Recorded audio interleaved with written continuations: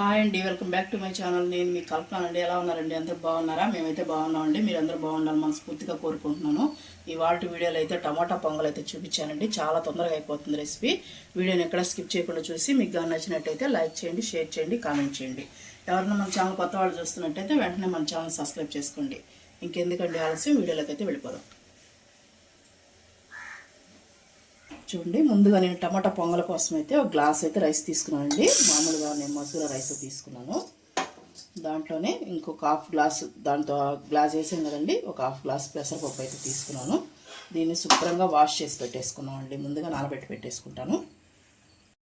చూడండి, నేను వాష్ చేసి పెట్టేసుకున్నాను. మనం పెసరపప్పు అనేది నానబెట్టి పెట్టేసుకున్నానండి.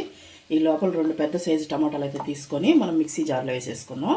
కట్ చేసుకోవాలండి. ఇలా కట్ వేసుకొని మనం మెత్తగా పేస్ట్ చేసేసుకున్నాం.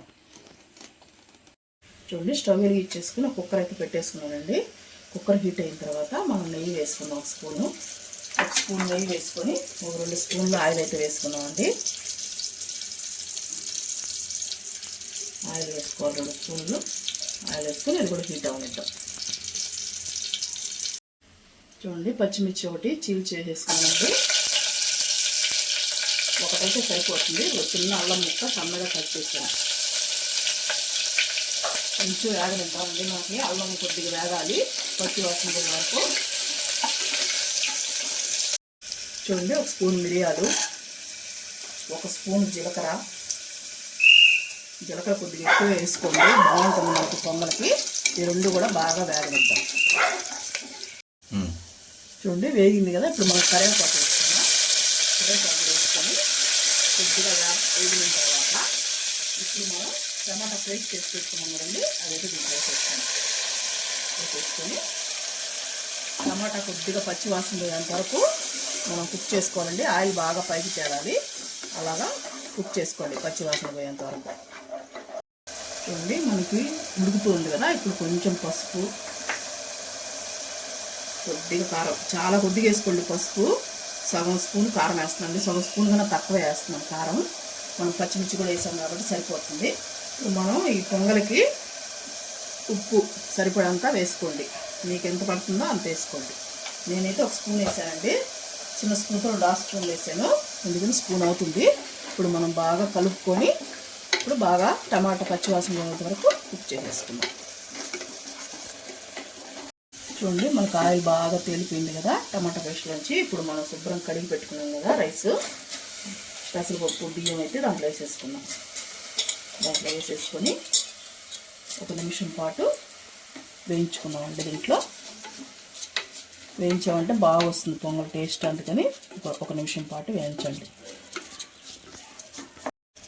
చూడండి, 1 నిమిషం పాటు వేపేసుకున్నానండి. ఇప్పుడు నేను వేపేసుకున్న తర్వాత మనము 1 గ్లాస్ బియ్యము, 1/2 గ్లాస్ అది తీసుకున్నాం కదా, 1.5 అండి.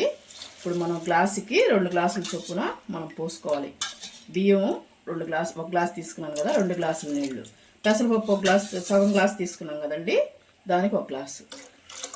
చూడండి, నేను చెప్తున్నాను, 1 గ్లాసు బియ్యానికి 2 గ్లాసుల నీళ్ళు అయితే పోసుకున్నాను. సగం గ్లాస్ పెసరపప్పుకి 1 గ్లాసు నీళ్ళు, మొత్తం 3 పోసుకున్నానండి. 3 పోసేసుకొని ఒకసారి బాగా కలిపేసి మనం కుక్కర్ మూత పెట్టేసి ఒక 3 విజిల్లు, మీ కుక్కర్ ఎలా వస్తుందో అలా పెట్టుకోండి. నేనైతే 3 విజిల్లో మనకు ఉడికిపోతుంది, పెట్టేసుకుంటానండి. నేను 3 విజిల్లు అయిన తర్వాత చూపిస్తాను మీకు. చూడండి, స్టవ్ ఆఫ్ చేసిన తర్వాత విజిల్ తీసేసానండి నేను. విజిల్ పోయిన తర్వాత ఎలా ఉడికిందో చూసారా, మెత్తగా అయిపోయింది. ఇలాగా మనం కరెక్ట్గా ఒకసారి తీసిన తర్వాత బాగా మెత్తగా కలుపుకోవాలండి. చూడండి, మ్యాష్ అయిపోయిందండి బాగా. ఇప్పుడు మనం ఒక బౌల్ ఇలాంటివి తీసుకొని నెయ్యి పూసి పెట్టేసుకున్నానండి. నెయ్యి అయినా ఆయిల్ అయినా వేసేసుకోండి, బాగా వచ్చేస్తుంది మనకి బౌల్లోంచి.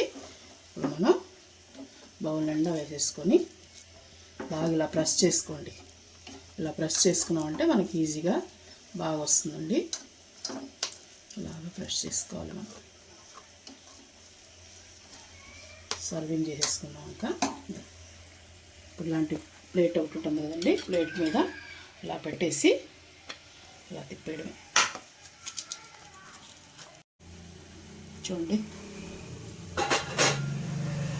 మన చట్నీ ఉంది కదా, చట్నీ వేసేసుకొని తింటే సూపర్గా ఉంటుందండి మన టమాటా పొంగల్ అయితే. చూసారు కదా, ఇవాళ వీడియో అయితే ఇదేనండి. మీకు కానీ నచ్చినట్టయితే ఒక లైక్ చేయండి.